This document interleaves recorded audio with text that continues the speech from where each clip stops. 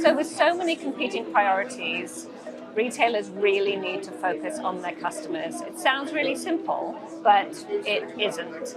Earlier today, the keynote speaker, Ken Murphy, CEO of Tesco, said that you really need to do right by your customers. But what does that really mean? Customers are becoming increasingly more savvy, and they're going to know when you're really trying to sell them, and they're going to know when you are doing it inauthentically. So what you really need to do is to meet them where they are. You need to go out there. You really, really need to listen to them. You need to understand them. You need to understand their needs so that you can deliver the right products, the right quality, the right services, the right messages at the right time in a very, very authentic way. And if you're really able to do that, then the revenue, the ROI, will naturally follow.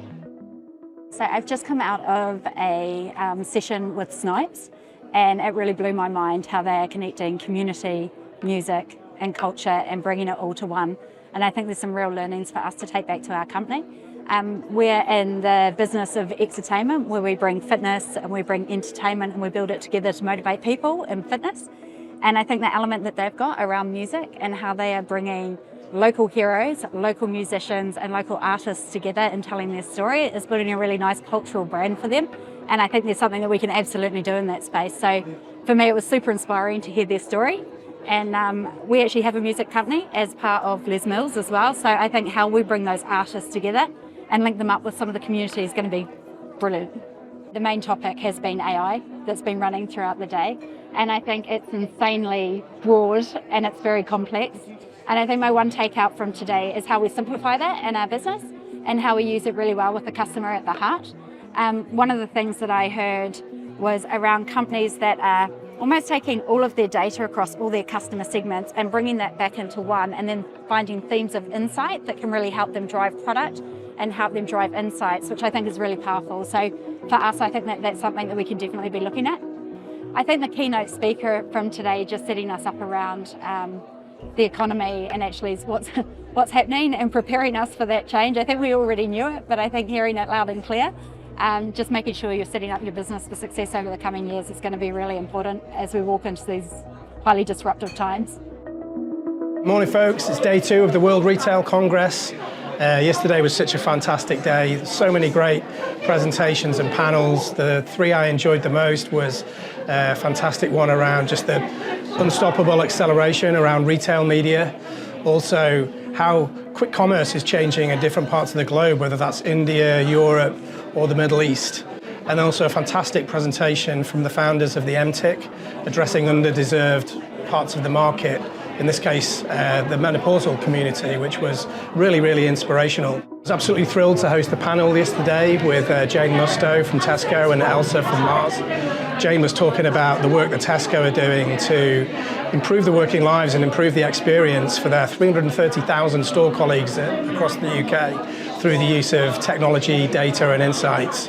And Elsa was talking about Mars's fast-growing veterinary care business and the growing intimacy between pets and their owners, and how data insights and analytics are driving kind of unprecedented personalized insights into the needs of pets and their owners.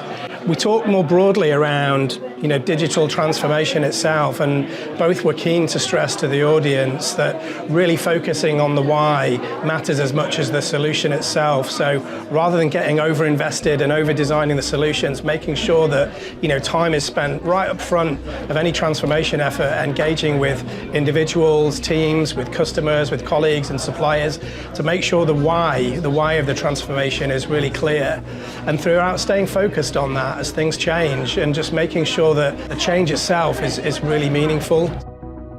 Day 1 was fantastic, really looking forward to day 2. It's been great to sit in these brilliant presentations and actually meet lots of new people. There's so many attendees from all over the world, so if you are here, do swing by to the lounge and say hi, or if you're not here, drop me a line after the event. It'd be great to speak. We're seeing a lot more around hyper-personalization across retail, which is really important. And what's driving that is personalized customer experiences and differentiated customer experiences. And this is driven by technology, and not technology alone, but really kind of human-centered approach to technology, so whether it be using AI or technology to drive smarter operations. So the retailers that are leading are those that are kind of able to move quickly, to innovate. And historically, technology spend has been on keeping the lights on as opposed to innovating. So it's really key to integrate across the organizations, break down those historical organizational silos that have stifled innovation historically, move at pace and stay ahead of the curve and stay ahead of consumer behavior and consumer demand.